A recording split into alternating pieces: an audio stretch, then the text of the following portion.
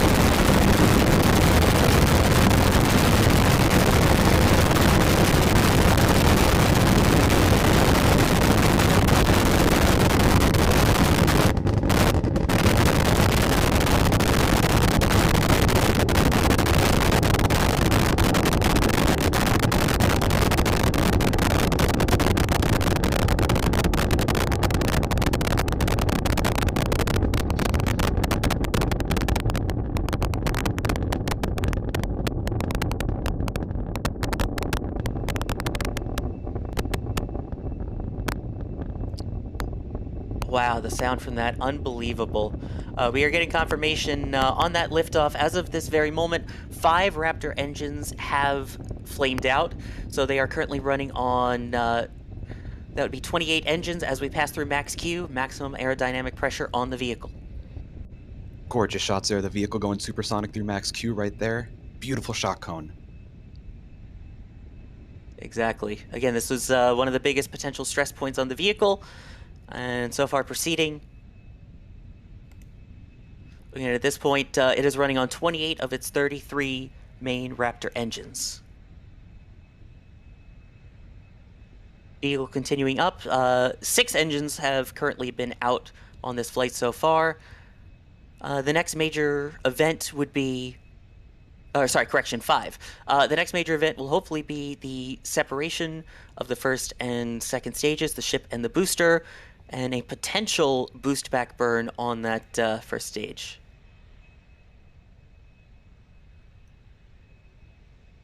The vehicle appears Heavy to be pitch turning. over.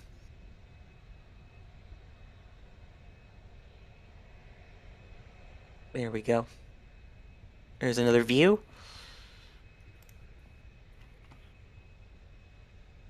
As of this point, it is continuing on the flight, although it definitely appears that engines are out. The last confirmation was at least 5 Raptor engines are out. We can see the vehicle is seeming to rotate. Yeah, there appears to be a spin as the Raptor engines appear to continue to be firing.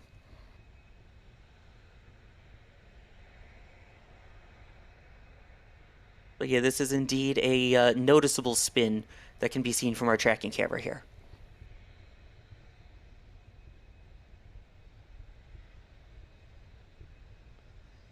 At this point, we are continuing just to report off of the data that we have at the moment. No other speculations at this point, other than we have the confirmation at least 5 of the Raptor V2s went out on Booster 7, and our cameras are showing this spin of Booster 7 and Ship 24.